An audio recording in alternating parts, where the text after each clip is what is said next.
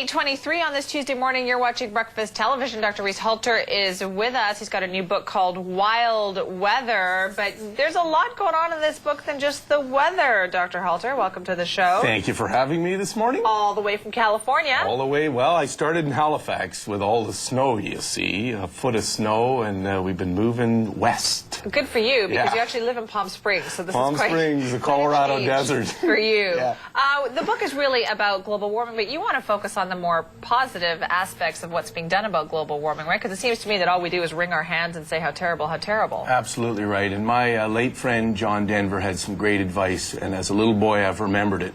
When problems become clear, so too do solutions. And, you know, we know the problem, so guess what? We're on to the solution end. And I'm really excited. I'm a capitalist. We've seen in the last 18 months in North America at least $15 billion pour into wind, pour into solar, pour into waves, and it's all happening. Australia's launched their wave production. Nantucket has got the Massachusetts has got the first windmill farm, and now it's a matter of whether it's going to be Nova Scotia or British Columbia that's going to have second and third offshore wind farms. You claim that BC is going to lead the way on this one, which is news to me. So tell me how we are. Absolutely. We have the Olympics coming, and we're a showboat here. We're going to use, I tell my students in botany and forestry, envision it like a tool belt. You want windmills, you want solar, you want waves. We got a honking coastline here. We're going to get the windmills. We're going to start making waves, and also, interestingly, in my baseball team, the San Francisco Giants, in sleepy old foggy Your baseball team, San Francisco, would you believe they're slapping 590 solar power panels on AT&T Park, and they're walking away from the grid.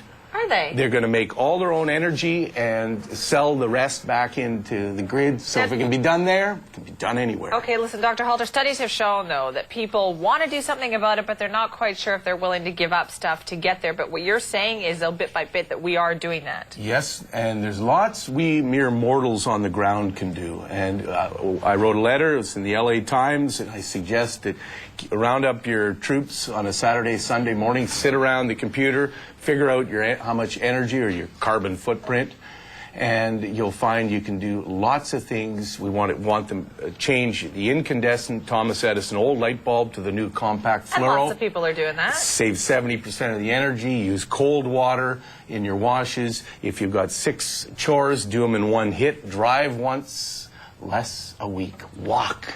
Good for your heart. What a difference that could make, well, right?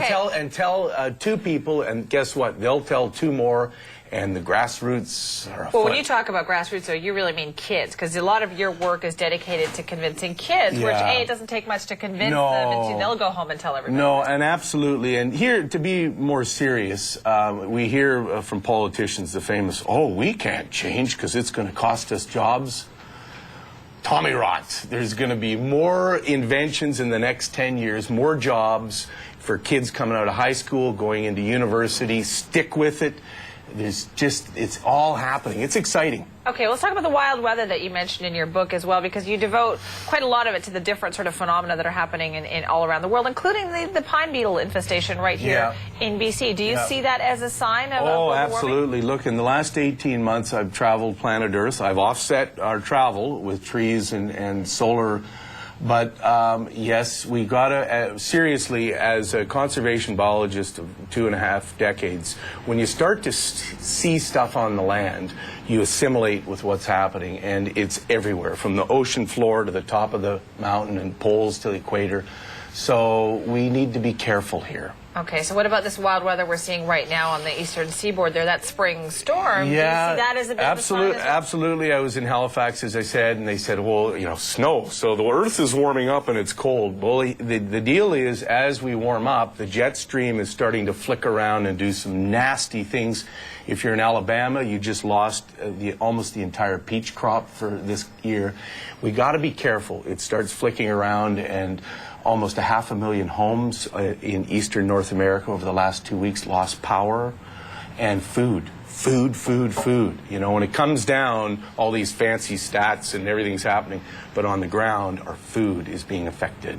And that's when people will really start to pay attention and do something, right? Well, we could go on all day, but we run out of time. But thank you very much for joining us this morning. It's 8:28. You're watching Breakfast Television. So that's like the